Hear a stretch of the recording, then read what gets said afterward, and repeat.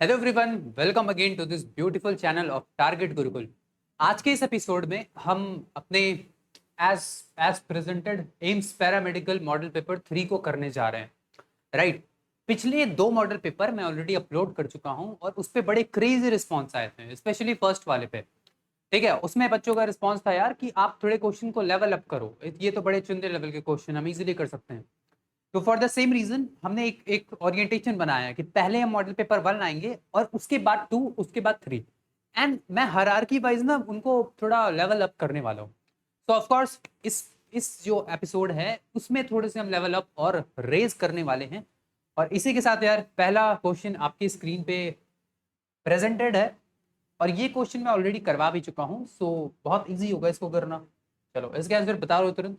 A particle moves in a circle of radius 4 meter with a constant speed of 8 meter per second. What is the centripetal acceleration?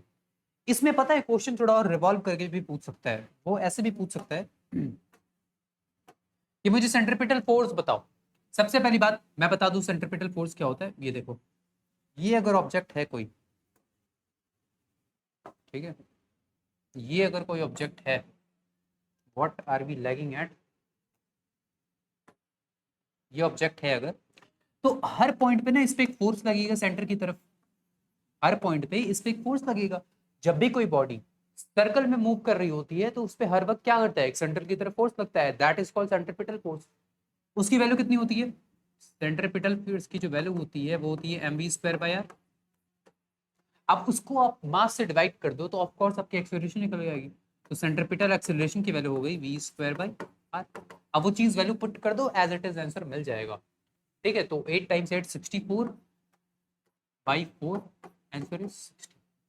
तो 16 metre पर second पर second square is our right answer. ठीक है, तो ऐसे question आपको मिलेंगे। ठीक है, सेकंड क्वेश्चन देखो। अब सेकंड क्वेश्चन भी मैं करवा चुका हूं। The displacement of particle executing simple harmonic motion is given by this. What is the maximum velocity of particle? इसको ना अगर हम एसएचएम वगैरह नहीं भी जानते हो तब भी हम सॉल्व कर लेंगे by the help of kinematics. By the help of kinematics यार, ये चीज जानते हो ना, जो एक्सेलरेशन होता है वो होता है dv/dt, जो वेलोसिटी होता है वो होता है dx/dt। तो यही बेसिक चीजें हैं, इसी का यूज करेंगे और हम आंसर निकाल लेंगे। तो हमसे पूछा है मैक्सिमम वेलोसिटी, पहले हम वेलोसिटी निकाल लेते हैं। तो जो v होगा वो कितना होगा, d ऑफ x/dt, और x क्या है? ठीक है, 10sin5t/dt। मतलब बेसिकली आपको इसको डिफरेंशिएट कर रहे हैं। तो v कितना आ गया, v कितना आ गया? अच्छा 10 तो एज इट इज रहेगा कांस्टेंट। अब sin 5t का cos 5t अब 5t का तो 5 हो जाएगा, तो इससे मैं ऐसे कर दूंगा और फिर मैं लिख दूंगा cos ऑफ 5t, और इवेंचुअली ये चीज हो जाएगी 50 cos 5t। मेरे से पूछा है मैक्सिमम वैल्यू, तो मैक्सिमम कब होगा? cos थीटा की वैल्यू मैक्सिमम कब होती है? जब ये 1 हो जाए। तो फॉर मैक्सिमम तो v की जो वैल्यू होगी वो होगी आपकी 50 मीटर पर सेकेंड, दैट्स इट। ठीक है, तो ये एक्सप्लेनेशन मैं पहले भी दे चुका हूं, बहुत ही क्लियर कंसाइज और बहुत ही लिटिल सी चीज है। ठीक है, अब हम दूसरे क्वेश्चन की तरफ बढ़ते हैं। Next question. A metal rod of length this, area this, has resistance this, what will be the resistivity of the material? चलो टू बी ऑनेस्ट फॉर्मूले बेस है, कुछ कुछ टफ नहीं है। आर जो होता है मेरा वो होता है रो एल बाई ए, ये चीज तो आप जानते हो। ओके, यहां से मैं अगर रेजिस्टिविटी की बात करूं तो ये कितना हो जाएगा, R into A by L, R A by L. Right. अब सिंपल आपको क्या करना है, वैल्यूज पुट कर देनी है, दैट्स इट। ठीक है, तो आर की वैल्यू कितनी है? आर की वैल्यू कितनी है? 4 ओम। ठीक है, जब आप वैल्यू पुट करोगे R is equal to 4 into area कितना दिया हुआ है, 10⁻6 minus 10⁻6 divided by L, length है 2 मीटर। ठीक है, तो यहां से आर की जो वैल्यू आई, ये 2 से 2 कटा, ये आ गया 2 इंटू 10⁻6, 2 इंटू 10⁻6। ठीक है, बस। अच्छा यूनिट भी देखना, अगर मैं रेजिस्टिविटी की बात करूं तो R A by L, R की यूनिट होती है ओम, एरिया मीटर स्क्वायर, और ये होता है मीटर में। राइट, तो ये ओम मीटर इसका आंसर यूनिट में आ जाएगा। तो ये चीजें भी आ सकती हैं, आपके लिए बहुत इजी होंगी। ठीक है। अच्छा ये देखो, ये पावर का क्वेश्चन आ गया। Calculate the power consumed by device operating at this volt with a current of this ampere. अच्छा पावर जब हम पढ़ते हैं ना तो हमने 10वीं से पढ़ रखी है पावर के, हमारे पास तीन फॉर्मूले थे, V square by R is equal to V into I is equal to V को आप क्या लिख सकते हो, आई आर, तो आप इसको I square by I square R भी लिख सकते हो। तो ये तीन फॉर्मूले हमने पावर के पढ़े हैं। डिपेंडिंग अपॉन हमें क्वेश्चन में क्या दिया है उसके अकॉर्डिंग हम इस चीज को अप्लाई करेंगे। ठीक है, हमें क्वेश्चन में v दिया है और i दिया है, तो we will simply put these equation. तो जो पावर होगा मेरा वो होगा v कितना दिया हुआ है 230 वोल्ट, ओके, और i कितना दिया हुआ है हमारा 5 एम्पेयर। ठीक है, तो पावर जो होगा ये होगा 5 10 0 0 5 3 15 को 5 1 कैरी 5 2 0 10 1 11 1150 ऑप्शन है, हाँ जी। ठीक है, ये लिटरली क्वेश्चन इस लेवल के होते हैं ना, मैं एक बार सॉल्व भी नहीं करता पिछले उठा के देख के, सच बोल रहा हूँ। जो डेटाबेस क्वेश्चन होते हैं उनकी अलग बात है, बट इन क्वेश्चन का क्या ही लेवल है। बट ऑल दो हम अलग क्वेश्चन और अच्छे क्वेश्चन लेके आएंगे फॉर श्योर। ठीक है, और इवन ये भी अच्छे हैं यार। आप कमेंट में ये चीज़ ज़रूर बताना कि आपसे कितने हुए हैं कितने नहीं हुए हैं, बच्चे रिस्पॉन्स देते हैं, अच्छी लगती है वो चीज़ देख के। The half life of a radio active element is 3 hours, okay. How much of 100 gram sample remain after 9 hours। अच्छा मतलब जो चीज़ दी हुई है ना 3 घंटे में वो आधे हो जाएगी, फिर अगले 3 घंटे में और आधा, फिर अगले 3 घंटे में और आधा। ये कंसेप्ट लगाओ सिंपल, हटाओ फॉर्मूला, हम बस सिंपल अपने बेसिक लेमन लैंग्वेज से करेंगे इस चीज को। ठीक है, अच्छा 9 घंटे में कितने हाफ लाइफ हैं, 9 घंटे में कितने हाफ लाइफ हैं, 3 घंटे का हाफ लाइफ होता है, तो 3 आ गया आंसर। ओके ओके, इस चीज को थोड़ा साइड रखो। पहले 3 घंटे में फर्स्ट 3 आवर, 3 घंटा, 3 3 6 3 9, 3 हाफ लाइफ है फर्स्ट 3 आवर। तो फर्स्ट 3 आवर में 100 का आधा हाफ लाइफ, कितने टाइम में वो चीज आधी हो जाएगी, 100 का आधा 50। नेक्स्ट 3 आवर 50 का भी आधा 25। अब इसके बाद भी 3 3 हाफ लाइफ है ना यार इसके अंदर, तो उसके बाद क्या होगा, 25 का आधा कितना होता है 12.5 होता है। तो क्या 12.5, यस 12.5 इज द, ये चीज आई होप क्लियर हो गई होगी। अब मैं थोड़ा सा और क्वेश्चन को फ्रेगमेंट कर दूं कि मैं कुछ और भी वैल्यूज दे दूं, तो फिर आप ये चीज कर लोगे। आपको बेसिकली ये चीज पता होना चाहिए यार कि क्या लगाते हैं इसमें, बेसिक फॉर्मूला क्या है मेरा। अच्छा ये देखो, आपको ऑप्टिक्स का क्वेश्चन मिल गया। The angle of incidence of for a ray of light in air is this, if refractive index of the medium is this, what is the angle of refraction. Okay, इसमें आप हमेशा यही formula लगाया करो। जैसे मान लो ये है μ1, ये है μ2, लाइट रे आई गिरी और रिफ्रैक्ट हो गई, एंगल आई एंगल आर, आप ये यूज किया करो μ1 into sine I one, μ1 sine I is equal to μ2 sine R. ये करा, हो गया answer.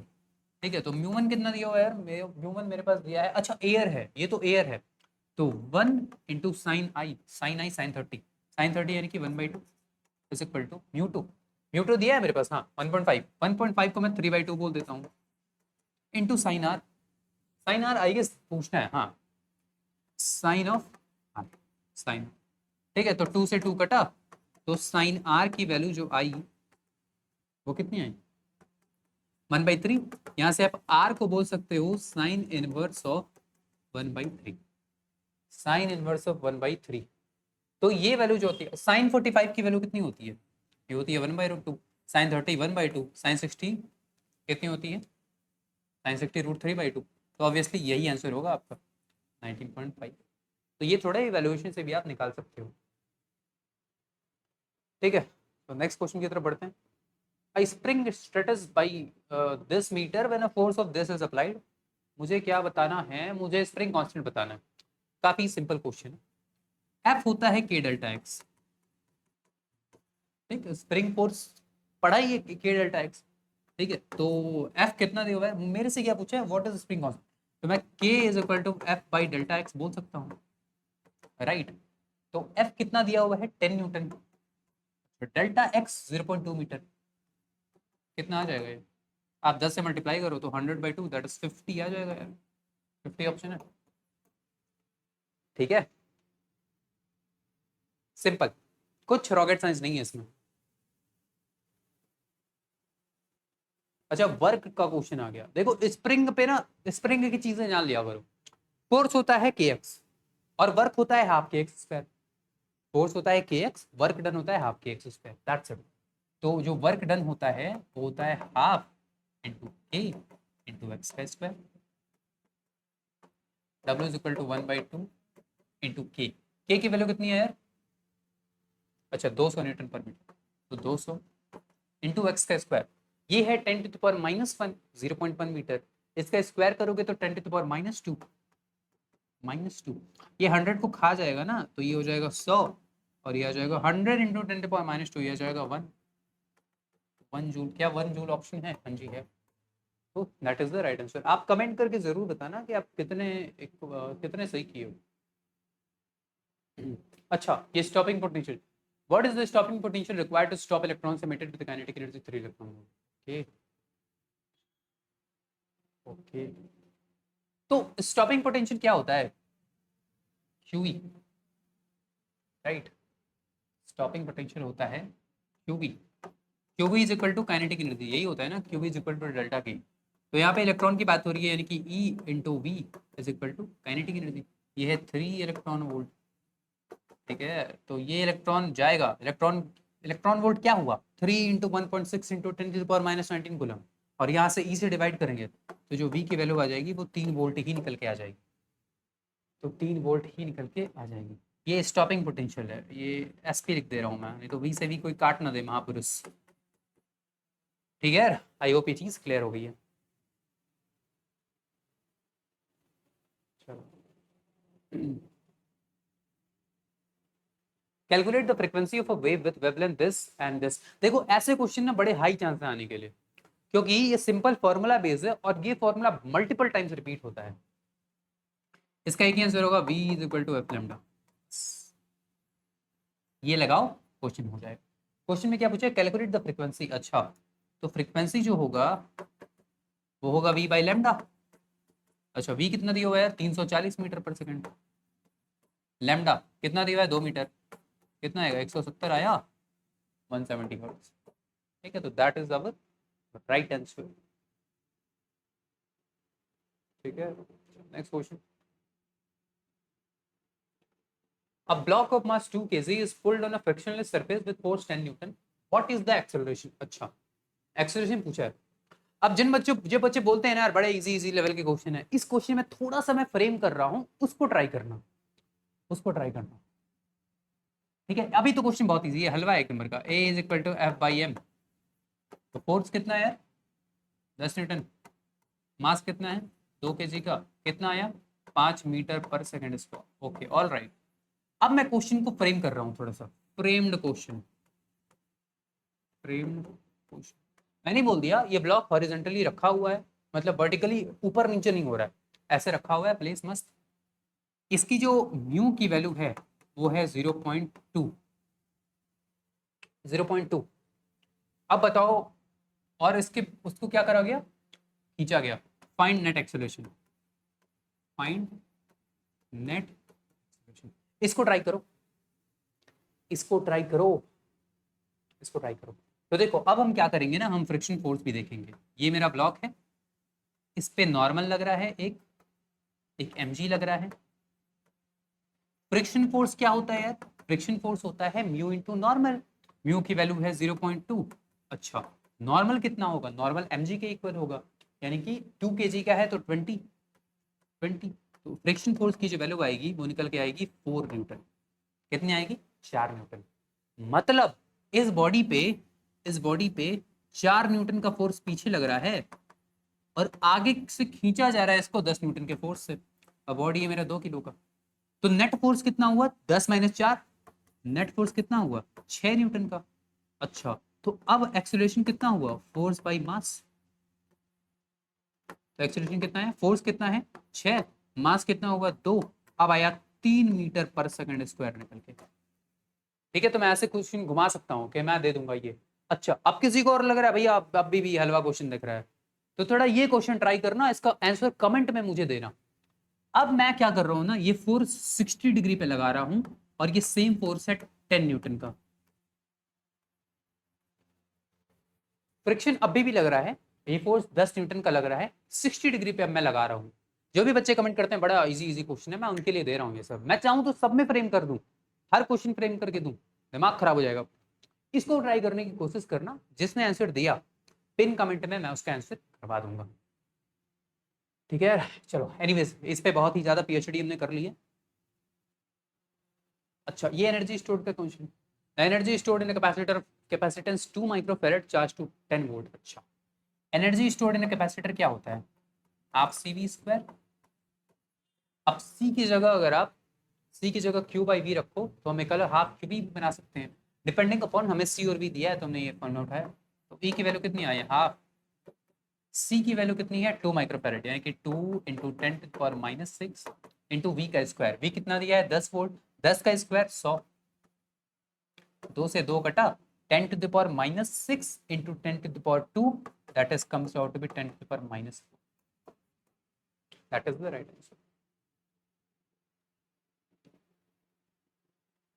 The ratio of kinetic energy to this thing, ठीक है। अब ये पूरा के पूरा आपका कौन सा क्वेश्चन है, सिंपली आपका फॉर्मूला बेस है। जब आप एसएचएम पढ़ते हो तो आप काइनेटिक एनर्जी का टर्म और पोटेंशियल एनर्जी का टर्म देखते हो, this is the right answer, ठीक है। और चीजें कट गई ये बच्चा, कुछ कुछ क्वेश्चन तो लिटरली एक्सप्लेन करने लायक है नहीं। अच्छा, escape velocity from earth is this, what is the escape velocity from planet having twice the mass as same as radius of earth। अच्छा, पहली बात escape velocity का फॉर्मूला निकालो आप, escape velocity ऐसा लिखता हूं मैं, escape velocity ये होता है √2 gm/r, gm/r। अच्छा, ये चीज दी है 11.2 किलोमीटर पर सेकंड, ये चीज कितने दी हुई है 11.2, ओके। अब क्वेश्चन फ्रेम है कि मास को दोगुना कर दिया, अब बताओ उसकी वेलोसिटी, अब बताओ उसकी वेलोसिटी। तो जो नया वेलोसिटी होगा, इसको मान लो V1 था तो V2 हो गया, तो V2 कितना होगा √2g, जी तो कांस्टेंट ही रहेगा, r रेडियस तो सेम ही रखा है, मास दोगुना हो गया यानी कि मैं 2m लिखूंगा यहाँ से। इसको मैं V2 को मैं ये भी तो लिख सकता हूँ, 2 को अगर बाहर निकालोगे तो रूट के साथ बाहर आएगा, तो ये हो जाएगा √2 टाइम्स ऑफ V1 भी तो बोल दूंगा, यानी कि मैं सिंपली बोल सकता हूँ जो V2 होगा वो होगा √2 इंटू 11.2। अब √2 की वैल्यू 1.414 डालोगे तो 15.8 किलोमीटर पर सेकेंड, ठीक है।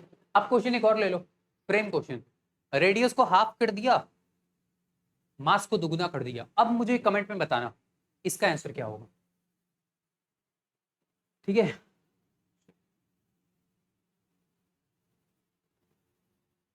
The focal length of a convex lens is 20 centimeter. An object is placed at 60 centimeter from the lens. Find the image distance. Simple है, इस चीज में एक चीज का ध्यान रखना, साइन कन्वेंशन हमेशा अच्छे से लगाना।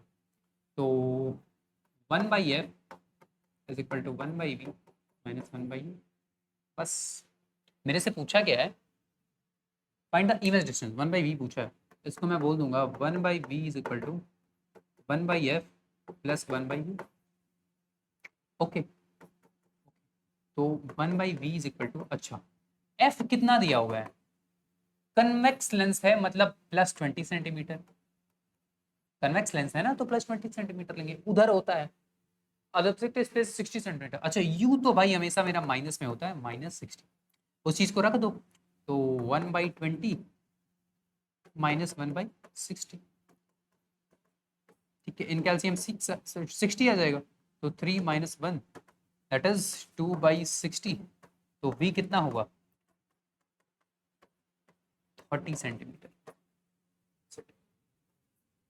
30 centimetre is the right answer. Simple, आपके एक फॉर्मूले के बेसिस पे था, नथिंग मोर। चलो इस क्वेश्चन में एक और ऐड कर लो, मैग्निफिकेशन मुझे बताना, इसकी मैग्निफिकेशन कितनी है, ठीक है। जो जो पूछ रहा हूँ ना वो सब एकदम बढ़िया ऐड नोट करते जाओ।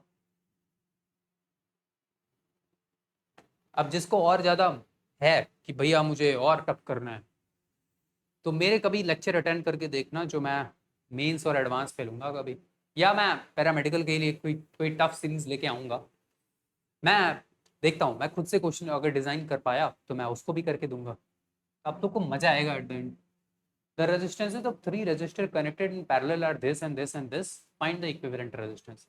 सिंपल क्वेश्चन है यार। 1/R इक्विवेलेंट जो होता है वो होता है 1/R1 plus 1/R2 plus 1/, right.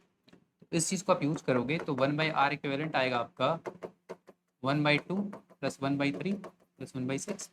ठीक है, 6 एलसीएम आ गया। यहाँ आएगा 3 प्लस 2 प्लस 1, दैट इज, एक सेकेंड, 6/6 1 पैरेलल।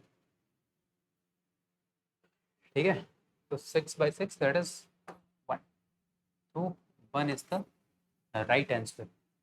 ठीक है, मजा आ रहा है? ठीक है, तो स्लाइड करते हैं। The work done by force in moving a body over distance is 0। ये कैसा क्वेश्चन है? तो work done by force in moving a body over distance 0। अच्छा, वर्क डन 0 कब होता है? वर्क डन 0 तब होता है यार जब मान लो फोर्स ऐसे लगे, या फोर्स, देखो 90 डिग्री होगा। वर्क क्या होता है? वर्क होता है F S cos theta, F into S into cos of theta. अगर ये कॉस थीटा 0 हो जाए उस केस में मेरा वर्क डन 0 होगा। कॉस थीटा 0 कब होता है? कॉस 90 पे। तो W is equal to 0 if this theta is 90 degree, if theta is equal to 90 degree. मतलब आप समझ सकते हो, मान लो फोर्स ऐसे लगे और डिस्प्लेसमेंट ऐसे हो। ये कब होता है? ये कब होता है? आपके साथ हो रहा है, देखो नॉर्मल ऐसे लग रहा है और डिस्प्लेसमेंट ऐसे हो रहा है। नॉर्मल ऐसे, डिस्प्लेसमेंट ऐसे। मैं पूछ दूं नॉर्मल का वर्क डन तो बताओगे 0। ठीक है, तो quite simple things. Calculate the heat required to change this. Simple question है यार। ऐसे क्वेश्चन को करने के लिए m इंटू एल कर दिया करो बस। मास कितना दिया हुआ है? 500 ग्राम, यानी कि 1/2 kg। एल कितना दिया हुआ है? 3.36 इंटू 10⁵, 3.36 इंटू 10⁵। तो हीट कितना आ गया? इसको काटोगे तो कितना आएगा? 2 1 जा 2, 1 2 6 जा 12, 1 2 8 जा 16, या 1.68 आएगा। 1.68 into 10⁵। Yes, that is the right answer. ठीक है, तो कितना आ जाएगा? 1.68। Next question. The impulse experience by a body is equal to, अच्छा इम्पल्स क्या होता है? चेंज इन मोमेंटम कह सकते हैं। अच्छा, चेंज इन मोमेंटम ही तो होता है force into time, force into time. अच्छा, ओके। इम्पल्स होता है हमारा change in momentum. Change in momentum होता है, अच्छा चेंज इन मोमेंटम मतलब M B minus U. Okay, force into time क्या कह रहा है, थोड़ा इसको भी देख लो। फोर्स होता है mass into acceleration, mass into acceleration. Okay, into time, into time. मतलब मैं इसको ऐसे लिख सकता हूँ, मास इनटू एक्सेलरेशन को क्या मैं लिख सकता हूँ? v minus you by T लिख सकता हूँ ना। टी से टी कट गया, यही तो आ गया। ठीक है, तो दोनों इक्वल ही चीज है, तो both B and C is our right answer. अच्छा, एक second. The pressure exerted by liquid column is directly proportional to height of liquid column, density of liquid column, both height and density volume of fluid. अच्छा, जो pressure exerted by fluid होता है वो होता है H रो जी, H रो जी। ठीक है, ये सब तो पढ़ा ही होगा, फ्लूइड डायनेमिक्स की चीज है ये तो हाइट ऑफ लिक्विड कॉलम पे प्रोपोर्शनल होती है, डेंसिटी पे भी प्रोपोर्शनल होती है। Both height and density is our right answer. ठीक है, the unit of magnetic flux is, अच्छा मैग्नेटिक फ्लक्स यूनिट क्या होती है? देखो, टेस्ला होती है यार अपना मैग्नेटिक फील्ड की, मैग्नेटिक फील्ड की। वेबर होती है मैग्नेटिक फ्लक्स की, हेनरी होती है इंडक्टेंस की, एम्पियर होती है करंट की। ठीक है, तो सारी चीजों से गो थ्रू हो जाओ। 22वां question. If a body moves with uniform velocity its acceleration is, अच्छा बॉडी यूनिफॉर्म वेलोसिटी में कब मूव करती है? अगर समझ लो मैं इसको ऊपर फेंकूं, इस पेन को मैं ऊपर फेंकूं तो क्या होगा? देखो ऐसे फेंका तो फाइनली उसकी वेलोसिटी 0 हो गई, मतलब ये कांस्टेंट वेलोसिटी नहीं है। जब भी एक्सेलरेशन लग रहा हो ना तो कांस्टेंट वेलोसिटी नहीं होती है, और अगर कांस्टेंट वेलोसिटी हुई तो एक्सेलरेशन इज 0। तो that is the right answer. अरे ये तो न्यूटन का लॉ है। If there is no applied external force in the body then the body will stay in rest और इन कांस्टेंट मोशन। उसी से समझ लो, 9th के बच्चे बता देंगे इसको तो। which color of which color of visible light has the shortest wavelength?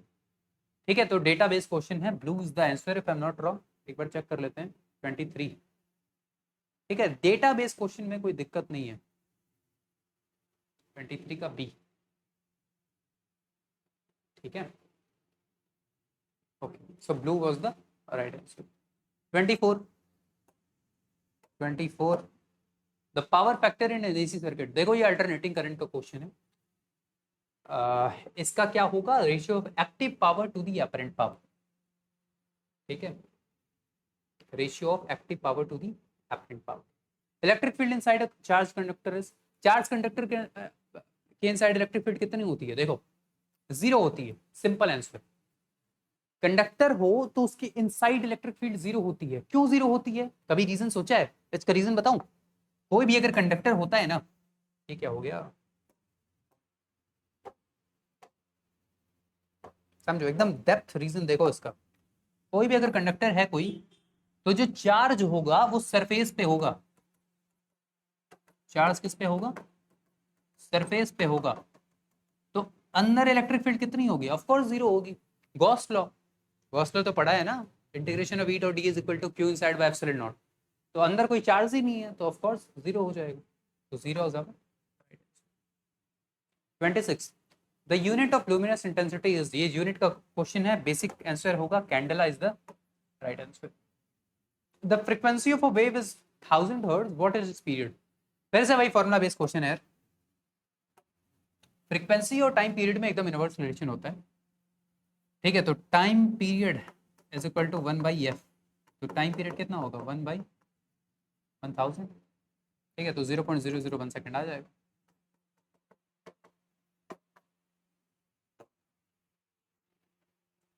ठीक है, तो हाँ, क्वेश्चन अभी है, क्या कह रहे हैं? The velocity of light in glass is this, calculate the refractive index of glass if velocity of light in vacuum is this. ये क्वेश्चन भी थोड़ा अच्छे लेवल का है अपना। ओके, इसको कैसे करें? तो जो रिफ्रैक्टिव इंडेक्स होता है वही रेशियो होता है हमारे वेलोसिटीज का। Calculate velocity of light in glass this, calculate. अच्छा सिंपल यार, हम डिवाइड कर देंगे। जो रिफ्रैक्टिव इंडेक्स होगा हमारा, क्या होगा? Velocity of glass, velocity of light in glass upon velocity in air. तो कितना आएगा? 3 वेलोसिटी इन एयर। ठीक है यार, हम उल्टा करेंगे ना, वेलोसिटी इन एयर पहले लिखेंगे।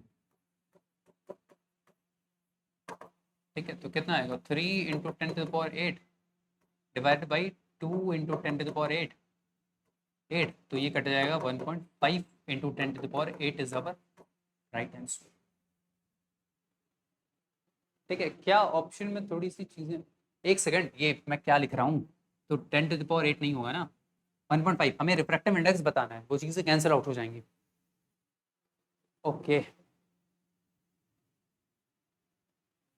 The phenomena of emission of electron from a metal surface when light falls is called।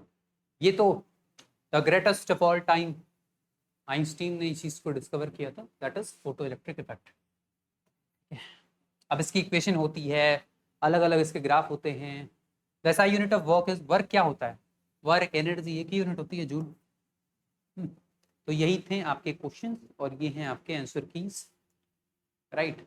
तो हमने एक एक क्वेश्चन को बहुत ही ज़्यादा अच्छे से गो थ्रू किया है। ठीक है, तो that was it for today. अगले एपिसोड में यार हम और भी ट्राई करेंगे इन चीज़ों को लेवल अप करना, जिसमें थोड़े टीडीएस कैलकुलेशन घुसा सकते हैं। मैंने जितनी चीज़ें ऑब्जर्व की हैं अब तक, मोस्ट ऑफ द टाइम आपको फॉर्मूले बेस्ड क्वेश्चन आएंगे, जो कि या एक या दो फॉर्मूला होगा। अब जिन बच्चों को लग रहा है कि सर बहुत ही इजी लेवल के क्वेश्चन करवा रहे हो, तो जो क्वेश्चन मैंने फ्रेम दिया था उसको ट्राई करना, उसके आंसर मुझे देना कमेंट्स में। एंड और जिसने सही दिया, and I just love it. ठीक है, तो that's it, see you all, have a great day.